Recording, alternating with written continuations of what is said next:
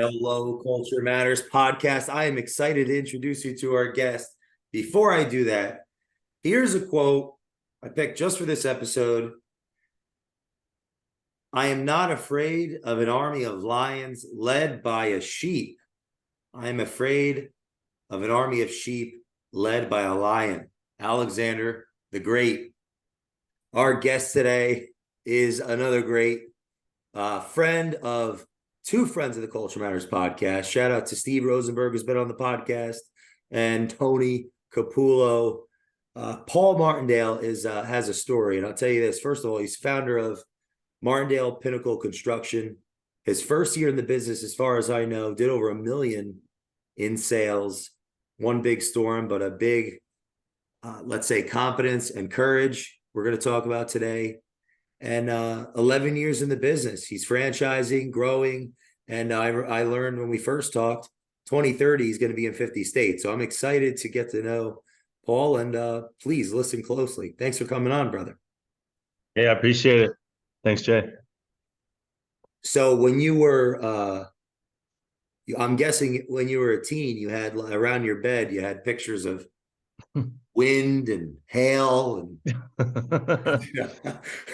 No, not you too know what I'm much of that. saying? No. You knew you'd be here today, right? Right.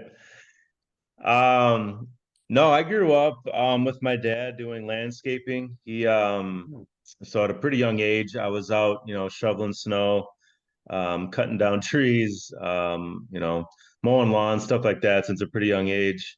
So I grew up doing a lot of outdoor work. I loved it. I could never really do indoor work.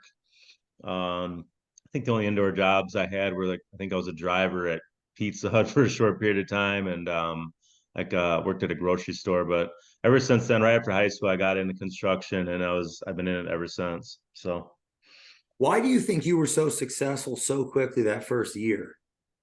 Because $1 million sales is very few humans do it 10 years in, 5 years in, 6 years in.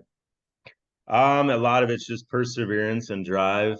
Two of my mottos are refuse to lose and always find a way to win. So it was basically sink or swim. When I started my company, June of 2012, I was kind of working for another company at the same time as a foreman. And so we'd kind of worked out a deal where I would do sales for him, or not really for him, but if I got my own sales for my company, I would still be able to actually be the foreman for those jobs. But the problem was I bought a truck and put my decals. They weren't big decals like I have now. Like my trucks now are fully wrapped, but I had a truck and it was smaller decals, but I was coming on site and with on another contractor's job site. So that just didn't fly with him for too long. He said, "Hey, you gotta find do it on your own now. You can't keep coming to my site like that." So basically, it was sink or swim. Shortly after I'd started my company, and so I probably did 30 some jobs from June to December. We pretty much up here in the Midwest, we pretty much call it quits at the end of November. It's just getting too cold to put on shingles, which is the primarily the main roofing system that gets installed up here in the northern states. But yeah, that first full year was I got into storm restoration. Before then, I was doing retail. Got into storm. My brother was working down in Texas. Texas gets hit just probably more than any other state with severe storms, mainly hail. And he was just telling me how the ins and outs of the insurance process and just storm chasing stuff like that. So I thought it was pretty wild stuff. And so before I got to the technology that I have now, I was working with ABC Supply to get all my materials. And so we had just my rep would just tell me, or I'd call them and said, "Hey, I think I'm about getting into storm restoration. Why don't you give me a shout when you hear about a storm that hit an area?" And so I missed out on the early spring storm that hit Manitowoc 2013. A lot of Wisconsin contractors went to work that area. I missed out on it. I was like a week or 2 weeks late, and the storm was pretty much wrapped. It wasn't wrapped up, but I was just way late to the game. So I called my rep, kind of once again reiterated I needed to be called like right after the storm hit. He had Wow. waited, I think, 2 weeks. And so July comes around, July 25th, La Crosse, Wisconsin gets hit. And so I zoomed up there. First project I sold was the Microtel Inn right on Interstate 90, which was a 3-story hotel, big monster project. I've never looked back since then. So yeah, I was there for probably 13 months straight doing work, did probably over 200 projects in that La Crosse area. And yeah, so that I personally sold over a million that first storm, and then I had more people come on while I was up there. So yeah. What do you tell the person in your profession that desires to be on a commercial roof like that hotel that's absolutely intimidated by that? Right. Um, you just got to go for it. I mean, a lot of times, I'm still a big fan of cold calling, to be honest. I really am. I like face to Really? face with people. I think once people meet you, they're going to get a good vibe off you, probably more than just, if you're marketing an area or something like that with Google ads or Facebook ads or something like that. I'm still a very big believer in just face to face. And so that's actually how I landed that hotel, was just me cold calling it. I noticed they had some defective shingles on the roof. Just walked in, introduced myself. I caught the co-owner working the front desk, and it was pretty crazy because I only had like a 1-story ladder in my truck at that time. So I Wow. actually had to drive down to Home Depot, like 2 blocks down, and buy another 2-story ladder and do it's called a double pull from their porch roof. So he actually came out and helped me. So I set up the 1-story ladder to get on the porch roof. He ended up pushing up the 2-story ladder for me to get basically use that to get on from the porch roof, get on the third story. So yeah, it was quite an experience. But I just tell everybody, just don't be scared of it. Just you know, go get to it. you know. Mm. So yeah. How do you talk to an owner and get their attention, not lose it, lose the respect? Like an owner of a commercial building, or Yeah. I one big thing is just don't lie. A lot of times when you're quote unquote storm chasing, people always ask, are you local? Or I always just be honest with them and say, hey, we're fully licensed in this state. We're not from, I guess, this city, but we do service this entire state. And then here's some of like the accolades that we've acquired over the years. And so the 4 main Mm. accolades that I've acquired that I'm pretty proud of is just being Master Elite accredited with GAF. It takes just to acquire that, you have to be in business at least 5 years. Can't have any outstanding lawsuits. You have to be keeping your licensing and insurance up to date. I mean, it's quite a long list of bulletins you have to hit to maintain that accreditation. BBBA plus rating, I've maintained that for I think 9 years now. Also, APA board member. APA is the American Policyholder Association. They're an association that basically fights fraud, mainly on the carrier side. And then also I'm wrap roof certified. They're a shrink wrap company that holds, I think, at least 30 patents for their materials. So yeah, that's a whole other story how I got licensed, or how I got the license, or not the licensing, but just be able to push that product. Wow. So How'd you do yeah, it? so I don't work too many hurricanes. That's mainly, Florida, Louisiana, stuff like that. And so usually you only need to really shrink wrap a building when, the majority of the roof has been destroyed, or the siding maybe, but it's mainly the roof. And so you want to make sure you protect the property in the meantime, while you're waiting for the carrier to come out, the adjuster to come out, and you're kind of negotiating, you're going back and forth on the claim and making sure that we agree on scope and pricing. And so a lot of times that takes some time, and on the bigger claims, it can last, 6 months to a year, if not longer. And so there's actually a year warranty on that product too, Mm. wrap roof. And so I wasn't really too familiar with it until 2020, when it's called a derecho storm ripped through Iowa. And so the epicenter of it was Cedar Rapids. Well, I was already in Cedar Rapids working a hailstorm from earlier in the year that had swept through in April. Well, the derecho ripped through in August, and so we were already set up there. I already had like an office set up. I think we'd already knocked out over 100 projects, and so we were kind of already entrenched in the community and working really, really well with a lot of the locals there. Well, then the derecho ripped through, and I actually drove through that storm, coming on to meet with my team that week. And I knew when I was coming on the highway, getting close to town, I saw ripped off silos on the side of the road. I knew it was going to be bad. So I came in, and I'd say Cedar Rapids had probably over 60% of the trees were in the roads. Wow. Roofs ripped all the way off from the trusses in the road. It was an absolute war zone. National Guard got called in. We were there side by side with the National Guard, helping clear the trees, tarp roofs. Well, um, I work pretty closely with Anthony Domenico. I use his training platform, Storm Ventures Group University, to train my guys.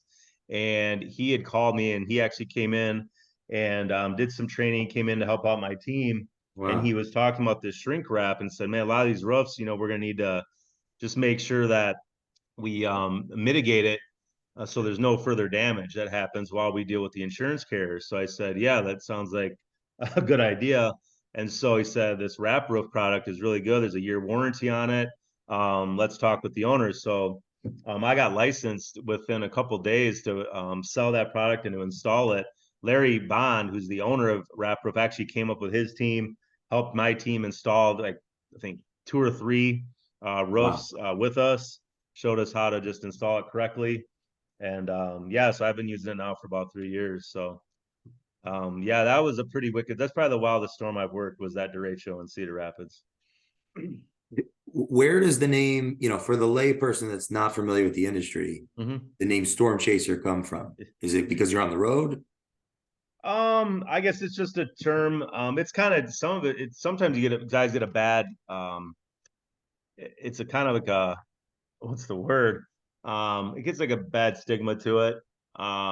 Because there are some bad apples. I guess with storm chasers, sometimes there's guys coming in from way down south or vice versa. A lot of guys do travel from Midwest to work the By the way, I wouldn't hurricanes. be upset if a firefighter from Florida, from Kentucky came to, Right. you know what I'm Well, you saying? I would think, wouldn't be yeah. upset. But yeah, there's sometimes, there's some bad publicity. Sometimes the carriers put some stuff out there, but watch out for those big bad storm chasers.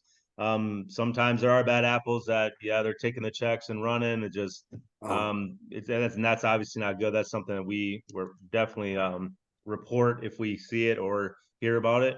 But yeah, I mean, at the end of the day, people do need, especially when a significant storm hits an area, they do need guys like me to come in and help out the local contractors. There's just not enough manpower for the local guys to handle all that. So they do need guys like me to come in who actually specialize in storm restoration, specialize in mitigating the damage, and also specialize in working with carriers to expedite repairs, just to hmm. come in and help the community out and restore the properties. So Hey, for our listeners that may be looking for a profession, mhm. is now a viable time to get involved in the profession? I ask specifically because a lot of different guests we've been having on the last year, the economy, the uncertainties. Would you Yep. consider now a time to get into the profession? I definitely think so. The storms are getting worse and worse every year. Um, so now is definitely a good time to get into it. I know we talked earlier, but I'm actually in the midst of franchising my company as we speak. And so I'm already licensed operating in 8 states, Wisconsin, Illinois, Iowa, Minnesota, Nebraska, South Dakota, North Dakota, and Texas. But the goal is to be in all 50 states by 2030. So Hmm. we should be fully functional and ready to launch by December 1st. That's the goal of this year. So What type of that, let's say, character traits made you successful in the profession, would you say? a lot of it's a lot of hard work. It's a lot of not letting yourself get complacent. I've seen a lot of companies come and go in 11 years, that's for sure.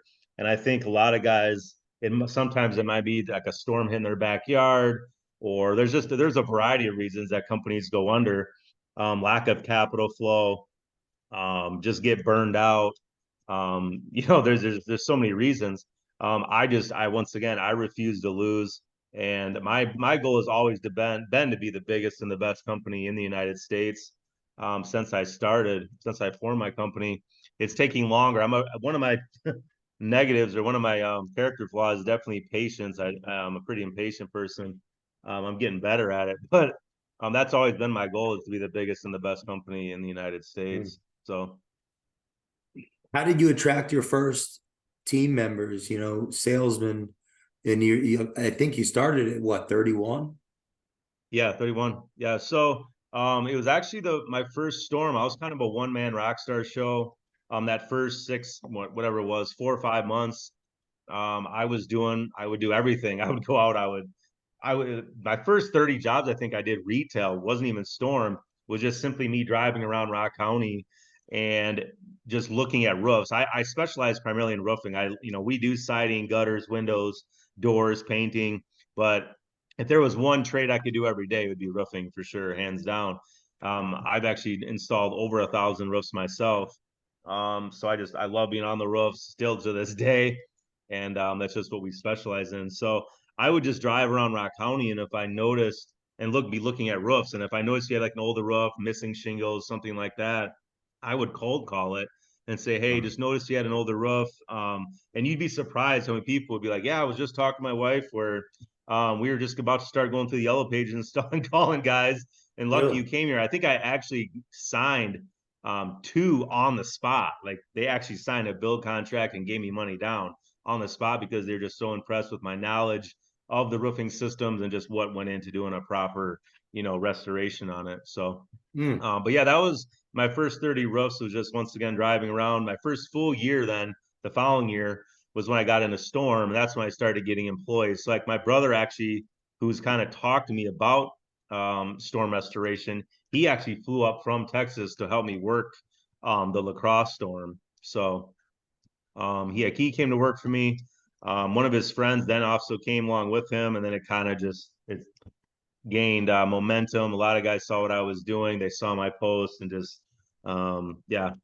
So Did social platforms play any role in it, or does that come later? they definitely did. I was not too big into social media back then. I just wasn't. Um, but yeah, now I definitely use it more. So Mm. but yeah, it was just word of mouth. Some I was using some, Facebook. That's probably the most or the biggest platform I use right now. Um, but back then I wasn't using a lot of it. So What type of hours, like, were you waking, like what type of it's actual it's grit long does that hours. take to succeed? It's very long. I'd say 80 to 100 hours a week. Wow. So job sites start at 7 a.m. And so like if it's summer, it's the sun's not going down till a little bit after 9. And so there would be days where I was literally working 14-hour days. Like I would be on site with my crew. They're starting at 7 a.m. They start tearing in the roof or whatever it is.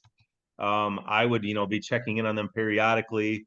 And then in the meantime, I'd be out doing more sales. So just cold calling, meeting with customers, adjusters, build contracts getting signed, stuff like that. And it would just be days fly by. But I mean, I did that for probably my first couple of years, just balls of the wall nonstop. For So, years straight. oh yeah, yeah. And in the wintertime, it definitely slowed down. And that's kind of like even now, that's kind of like where I take my time off, do my vacation is in the winter. But yes, from March to November, it's nonstop. So Can people do very well in the business, for those they listening, can, yes. If once again exposure? you manage your money correctly, you stay on course, you don't there's once again a variety of reasons why people go under. But yeah, it's a very lucrative business as long as you work hard and persevere. So and I've been hit with probably every obstacle in the book. So Well, yeah, but what yeah, was the first big one that could have derailed you? I mean, you're in it 11 years. 80% of businesses don't last 5. yeah, exactly. Um The first one was, I mean, probably that first 6 months, it was a rough winter. I did maybe, I think, 30 some jobs from June to November. The bills don't stop. Um, also, kind of like a side note, I don't think we had talked about it yet, but basically I had done all my 20s in prison. So, Wow. I'd gotten out when I was 29. I started my company when I was 31. Um, but I was on parole. I was on extended supervision for 12 and a half years. So there is a a lot of things that come with that. You got to really watch yourself. There's people trying to take you out, especially when you start to do well for yourself and make money. Really? There's a lot of, I guess, quote unquote haters, just a lot of jealous people that are just trying to take you out. And so, um, yeah, I'd probably say that first hit when I started my company was the following spring. I was debating just going back to work for this other company. I had a good relationship with the owner. I knew he let me come back. He didn't want me to leave, but he saw where it was going. He just couldn't really allow me to show up with my company decals all over my truck. So I respected that. But I was definitely thinking about going back. I barely made it to that winter. But that first job I did that following year was a big church, and then things really started to pick up, and then I worked that storm, and then I really never looked back since that storm. But yes, there's been some times I had a really big lawsuit that went on um in 2018. Had a couple different ones going on with that. I almost went back to prison actually. um some people were making up lies to my PO trying to get me sent back to prison. Really? Got really close. Yeah, I actually sat in jail for I think 45 days in 2018. It was really close to them revocating me off lies and getting me sent back to prison. Really close. So I almost lost my company in 2018, What would but be made your it through. counsel, What's your up? counsel to somebody that's in that position right now? I mean, we You have gotta listeners. just stay calm and I guess just in God to get you through it. I guess. Don't retaliate. It takes everything in you not to retaliate. When I was younger, I would just fly off the handle and react with violence a lot of times, and that's not the way to go. You got to stay calm. Let the courts, get some good attorneys. I've got some very high level attorneys now that have my back and deal with things. But Mm. yeah, just stay calm and don't let it get to you. I guess try not to. What was the first lesson that you learned when you were away about human nature? You seem like an observant. You have to be a smart dude to create all the success. I mean, it's like, what'd you learn about people in there? What did you say when I was away in prison? Yeah, yeah. Um, yeah, most people are gonna give up. They're gonna flake on you. I was in a pretty rough scene. I was drug dealing. I was gang banging. I was just out of control. Been given numerous chances to change. I just didn't want to. Thought I was smarter than everybody. Thought I was slicker. And you're gonna get caught sooner or later once you're in that game. I've been given slaps on the hand. I've been 30 days here, 8 months here, and just, ultimately didn't change. And Like as so, a teenager, yeah, from 16 to 21 is when I was getting in all my trouble. And then from 21 to 28 is when I went to prison. So, did you finish high school? yeah, yep. So finished high school, did You're very ahead of well me. there. It's just, You're ahead of but me, Paul. I got to get my GED at some point. Man, yo, yeah, yeah. hey, respect. I mean, just Yeah, I finished high school. Was getting into that's when I really started to get into some minor trouble, some misdemeanors here and there. But I caught my first felony when I was 18, right after graduating high school. Caught my first felony, and then it just kind of got worse and worse. So yeah, like but I'm thinking, were you thinking about, all right, I'm gonna be a businessman someday and take this energy, or is it really tough to think in yeah, I that? mean, I've always been a leader. People have always gravitated towards me and wanted, follow me. But yeah, I was in a wrong scene. I always had the idea that I wanted to own my own construction company. Probably since 16, I think I had the idea that, this is what I want to do. Once again, I could never just be indoors. I always loved to be outdoors, and I love doing construction. So, it was just I took the drug dealing detour, and my master plan when I graduated high school was just, yeah, I'll take a year off and maybe go to college after a year, maybe do like some business management classes, and then I'll start my own company was my plan, and just went way down another path. So that didn't work out too well. Like shout out to Weldon Long. We've had him on the show a handful of years ago, and he was telling me he was reading like Friedrich Nietzsche and Yeah, I read in all that, there. all that. Yep, Yeah, I've read all those books. Yeah, dude, a lot we of got a Frederick night Nietzsche. over Yeah, here. yep, yep. So you were reading in there. Oh, I read hundreds and hundreds of books. Really? Yeah, yeah, Oh, okay. yeah, Let's yeah. talk about that for a second. Yeah, I got some. You got you Beyond Good and Evil. You ever do that one? Um, No, that's Nietzsche. That's a good one. That'll keep you okay, busy. yeah. I still don't know what he's saying. I still know what he's saying. Yeah. Oh no, Um, it's not. no, I've read some of his stuff. Yeah, Really? yeah. So Oh, how yeah, does that work? Were you able to, I guess, take things out of a library or something? yeah, yeah. They have libraries. Yep.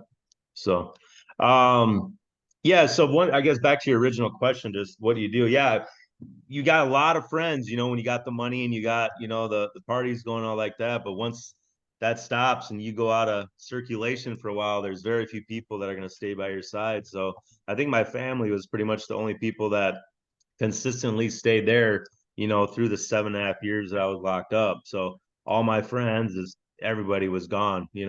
So then as soon as I get out, then it's, hey man, how's it going? Let's go out. And it's like, no, no, where were you for the last 7.5 years? We're done with all that. So Was that a um blessing in hindsight, I guess? Because yeah, I look back and I tell everybody I'd have been dead probably at 22, 23, the road I was on if I went to prison. Just the amount of drugs I was doing and then just the crowd I was hanging with, I was in a pretty rough scene. And so mm, um easily could have been killed at 22, 23. Probably would have if I wouldn't went to prison. So yeah, that definitely probably saved me. But boot camp is what I think really saved me. They instill a lot of things in you in boot camp to get boot you ready camp? for society. Yeah. I did 6.5 months in boot camp before I was released. And that I had a 10 in, 10 out sentence. And in Wisconsin, it's truth and sentencing. So whatever there is no like some of these states, like Illinois, you do 33% of your time and you're doing good, they'll let you out. It's not like that in Wisconsin. It's truth and sentencing. So you're doing your full time unless you go to boot camp or go to ERP, early release program. So I ended up going to boot camp and yeah, I was still kind of even after doing all that time, it kind of just you get kind of stone cold in there. Yeah. And so I met a lot of high end drug dealers in there. And just I don't know what I was going to do when I got out. I knew I was going to be flat broke, and that's what I knew is that fast money. Um, and so boot camp though they really instill you how to stop your impulsive feelings and actions, right? Wow. So there's a lot of yeah, there's one quote that I'll never forget. They say, "You are responsible for your thoughts and actions. No one can, make you, do something. You're responsible." So just because someone's looking at you funny at the bars doesn't mean you need to go up and swing on them. You need to control yourself, and that's what saved me is always reverting back to a lot of that stuff from criminal thinking, rational thinking class that I went to every day in boot camp. So Wow. Have you ever heard of Dr. Christian Conti? I don't believe so. No. He's been on the show. Walking Through Anger is his book, and he goes and he works with individuals that are incarcerated. I just think your story would be really inspiring to him. He's dedicated his life to like be that facilitator of those meetings Yeah. or Yeah. those teachers. Mm-hmm.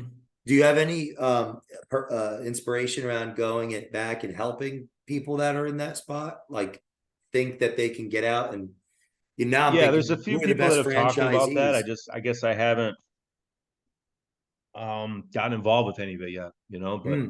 I'm definitely would be interested in doing that for sure. I've have hard for guys that that have been in that situation because especially if you're a felon, you are just you're looked down upon when you get released, and it is tough to get jobs. It really is. And so a lot of times guys just revert back to what they know, which is robbing, stealing, drug dealing, whatever it is. And so I've gotten a lot of guys chances. Most of them haven't taken taken it made the best of it, that's for sure. It's not ended well, but I always try to help guys out. That doesn't really deter me from hiring you if I know that you're a Really? felon or something like that. I try to help you as much as I can. Do you think that the industry can create that new path? You see, what do you sorry, Like for this somebody industry that or wants a second chance. Yeah, your business, your the industry that yeah, you're in. yeah. I think I can for sure. So The just because the amount of money, the amount of problems that could be solved, or Exactly. Yeah. hmm. There's the hard work too. It's if you put your all into it, it's gonna it's gonna use up all your time, you know? And that's the big thing is just not having free time to get involved in all this other shenanigans, I guess, you Hmm. know? If you really go after it, I mean, you can obviously make a lot of money in this, but and a lot of it too is just based off the time that you put into it. So the guys that are only working 40 hours, just their standard 40 hours a week, obviously aren't going to make as much as the guys working 60 to 80, you know? So, Hmm. Yeah. Hey, I'm curious, were you always a reader or did you discover that genius in there? Because I didn't start um, reading till I was like in my late teens. yeah. Um, I mean, I had read some books just in school, you know, you're required to read some books. I wasn't really probably a heavy reader. No, I wouldn't say that at all. I was usually outside playing basketball or biking or, you know, outdoor stuff. But yeah, when I went to prison, especially because there's times when I was in maximum and super maximum security prison, that's Jeez. all there is to do is read. So, Really? yeah, oh yeah, Wow. yeah. So, yeah, yeah, get the book. In Supermax, it's wild. So this is how crazy it was that you only get one book in Supermax a week. They give you one book a week. So what I would do is I would divide the pages by 7, so it would last me a week. So Stop. it's rough in Supermax. It's, you gotta have supreme mind power to get through that. So, I mean, I've somebody that's reading a book a week is going to start being real smart, though. yeah. So a That's a book that would take serious. me a couple days, you got to drag it out a week, you know? That's a I mean, that's serious literally all advantage. there is to do is maybe do some push-ups and work out and read in Supermax. That's it. I, You're in a cell by yourself for 24/7. I'm sorry. Obviously, no. That just sounds like my normal day. But obviously, I'm not gonna. Yeah, Right. no. It's funny because I don't think I'd be able to do it any of that. More power to you. Very inspired. Would Are you going to write a book or have you already? I've not wrote one yet. I'm definitely wanting to. It's just I guess if you know if you got the right people you can give me hook me up with, Absolutely. and yeah, I'm definitely all Absolutely. ears. But yeah, I definitely want to. Yeah. A lot of What's this people text hat? me and DM me all the time that my story is Oh, inspirational to them. So yeah, good. I definitely want to. Oh, really? Yeah. Yeah, I could easily see that. What's this hat? Roof God. Is that a Roof guy. brand here? Yeah, it's my brand. It's yeah.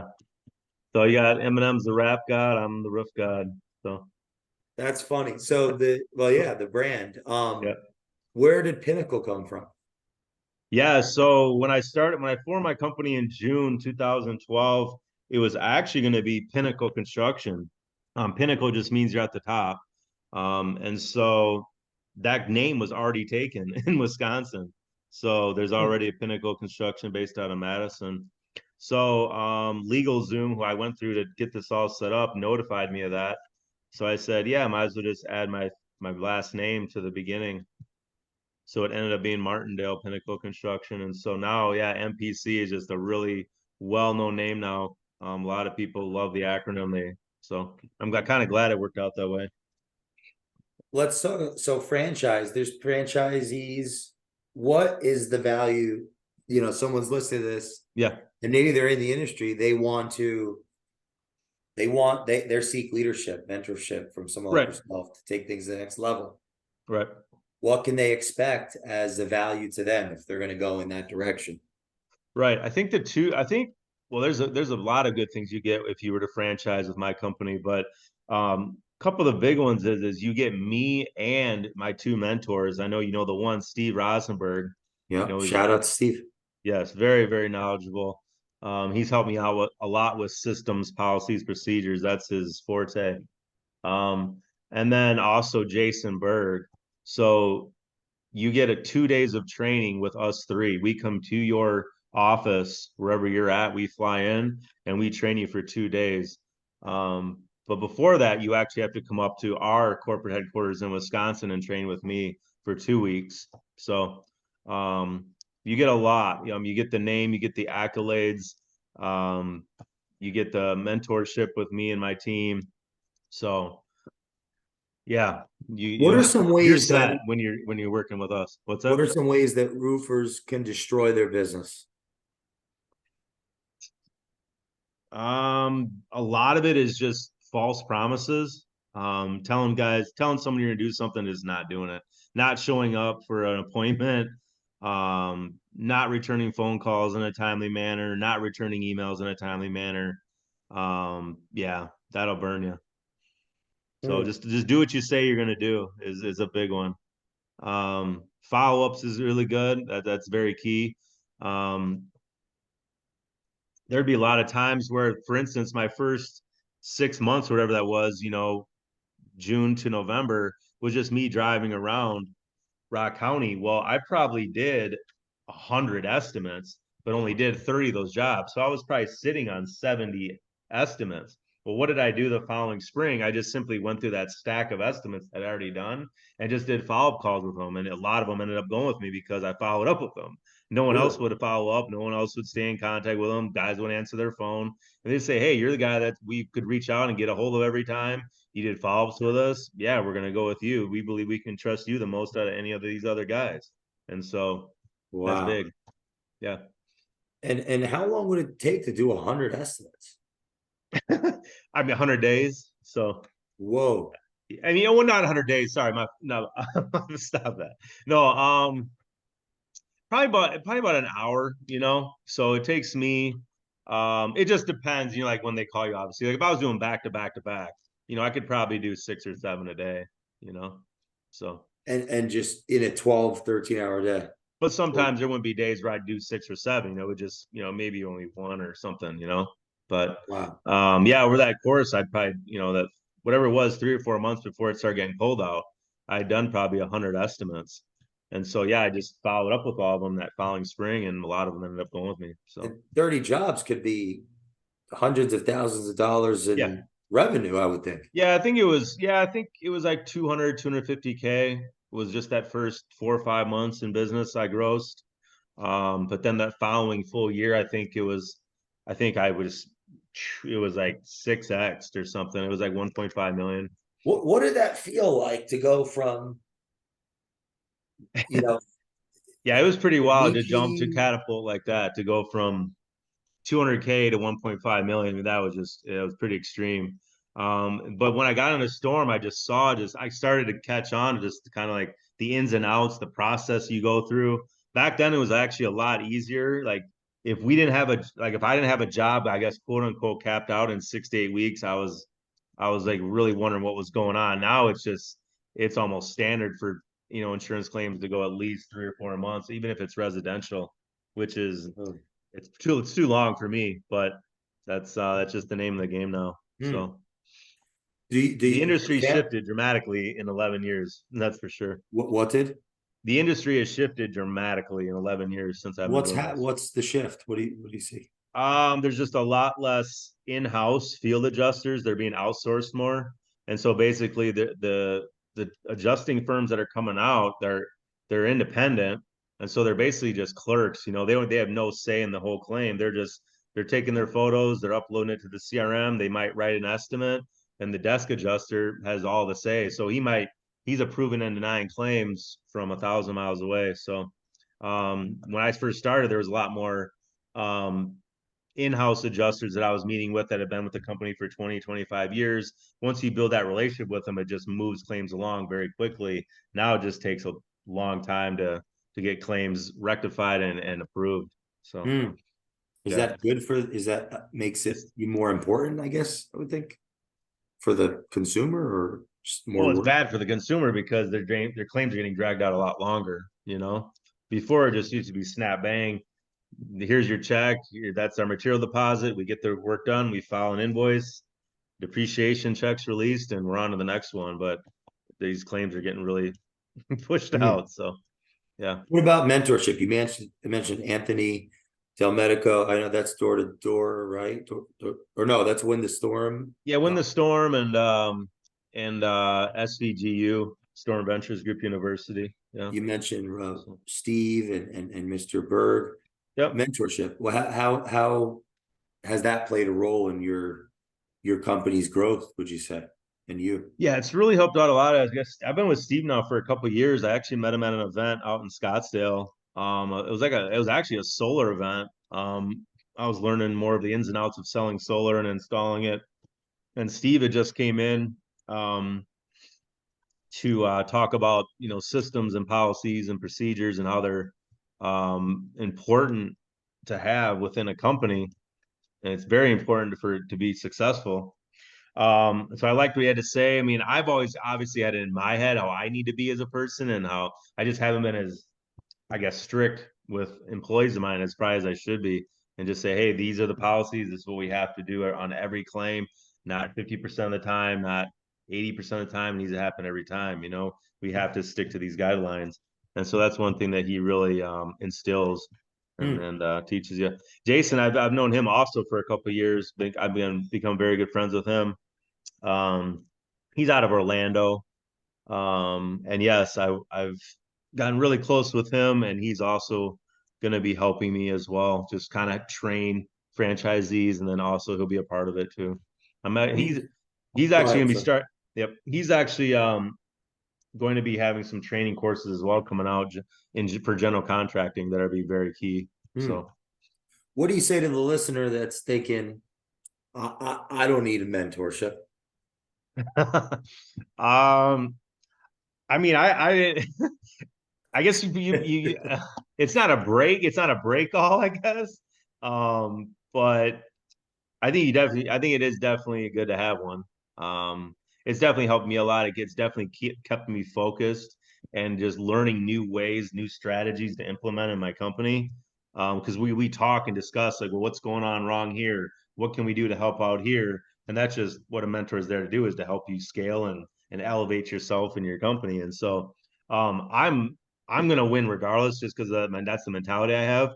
But it definitely has helped me having a mentor, and definitely, especially for guys like me that have no experience in construction or they're just coming in as like an investor. I think it's very good to have, a mentor to help you. Hmm. Yeah. Was your family in business at one point? What'd you say? Sorry. Your family, were they ever in business? Any entrepreneurs in the family? Or are you the first? I mean, my dad owned the landscaping company. I was with Got it. him. Okay. He owned that for quite some time. So 10, 15 years. And was just cutting down trees, mowing lawns, Hmm. chopping wood, delivering wood, stuff like that. My other brother owned a general contracting company also. And then my youngest brother owns, I think he does supplementing. So he's kind of like he runs like his own sub of supplements. So Hmm. fitness training, stuff like that. Are they impressed? They gotta be. Yeah, they're impressed. Yeah. They're definitely happy that I changed. I was did a complete 180 from where I was, back in my, late teens, early 20s. It's definitely been a complete 180. So yeah, definitely happy where I'm at. What would you say to a listener that's where you were in the teens, mentally, or in that spot, to shake them or Yeah. talk to them? I guess I would just say it's not worth it.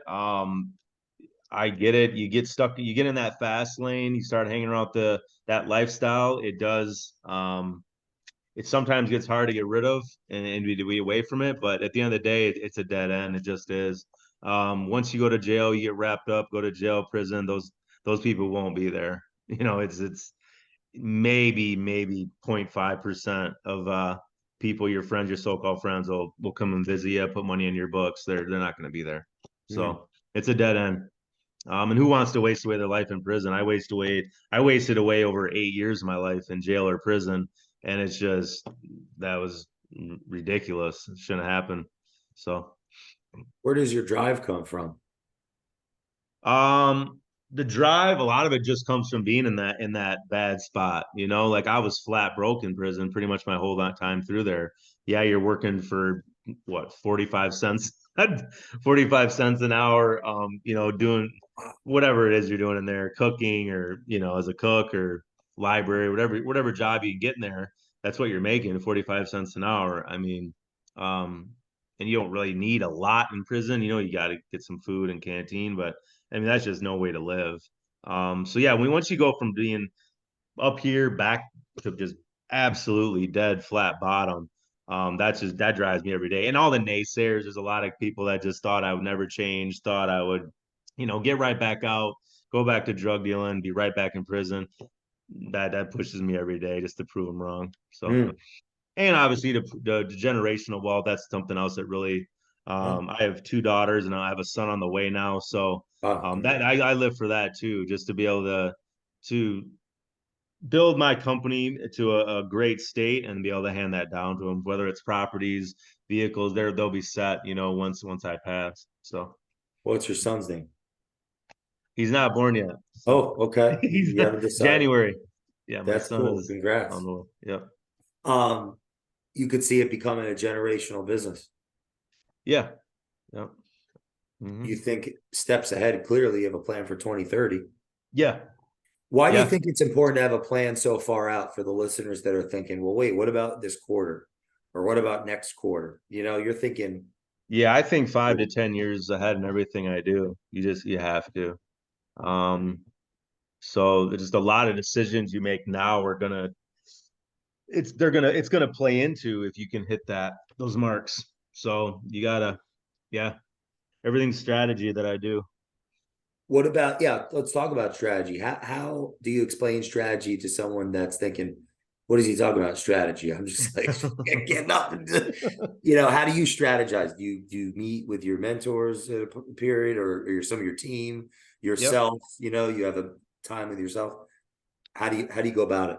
Easel time. Yeah. I definitely talk with Steve and Jason a lot. But it's once you set out the plan and you have, the plan in place, like now that it first was just, hey, I want to, branch off from Rock County and just now I want to kind of service the entire state. And then that kind of expanded. I didn't get into my next state, I think until 2017. I was only in Wisconsin from 2012 to 2016.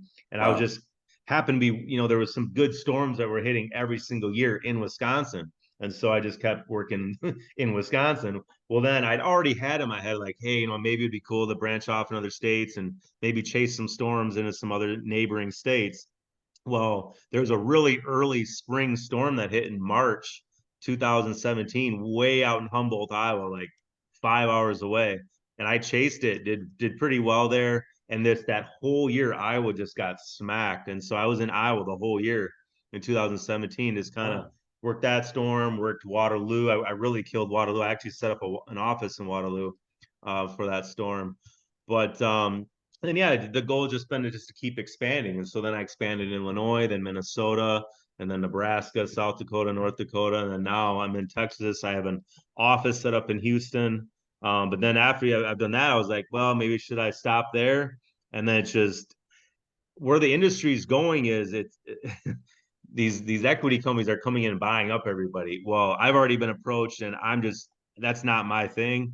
I kind of look at it as selling out. I'm not going to sell out. And so they're getting rolled up into like these big billion-dollar platforms, and they're trying to it's kind of a way to monopolize. Well, my way to kind of, I guess, counter that is the franchise. Mm. And so, yeah, and so that's now where my direction has gone, and Do you we've think made part it of the happen. value So, people picking your culture is, well, you're thinking about your son, your daughter's taking it over someday. The private equity has to sell. They have to mhm, buy yeah. to sell to somebody else. Mhm, So that's kind of part of your advantage to these franchise partners. Is mhm. that kind of part of it? Yeah, yeah, I'm just thinking out loud because if someone's going to doing the roll ups, yeah. it's you don't know who else is buying it next, essentially. Right, right. Yeah. Yeah, and I still want to be in firm control of my company, my name, my brand. And so when you sell it like that, you're really not in control. As far as what I know, I don't I've never really even contemplated getting rolled up. It's just not me. I put Mm. too much of my personal time, money, the proverbial blood, sweat, and tears into my company to get rolled up. So yeah. Yeah, it's like the man's got you again. Yeah. That is another way to look at it. And some of Yeah, these yeah. guys do that, and then they I end up just working for somebody very unhappily. Yeah, yeah. Not gonna Like all happen with joke. I me. mean, then you're back to 45 cents a day. Yeah. I'm obviously it's a little hard on the PE guys, but Right, right, Um, right. now there's some really great books on it. The Myth of Private Equity is a popular one. All the kind Mhm. of, Yeah, and there's exceptions every, we could be a little mean on the PE people, but yeah. hey, what chapter one of the book? How do you start it? Dude, you got a story. Yeah. I Chapter mean, one. I've already kind of broken my life up into like phase. I'm in phase 4 right now, so Wow. I could probably be on book 4 to be honest. So phase 1 was probably age 1 to 15, you know. Um, and then I started getting in my trouble. So I probably phase 2 would be 16 to 28 when I got into my trouble, went to prison.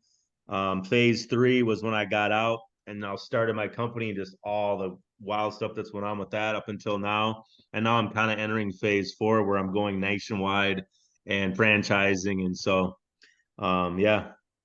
But yeah, for Dude, book chapter 1, I guess, I don't know. I guess if you want to start off at year 1 of my life, I guess, I don't know. day one.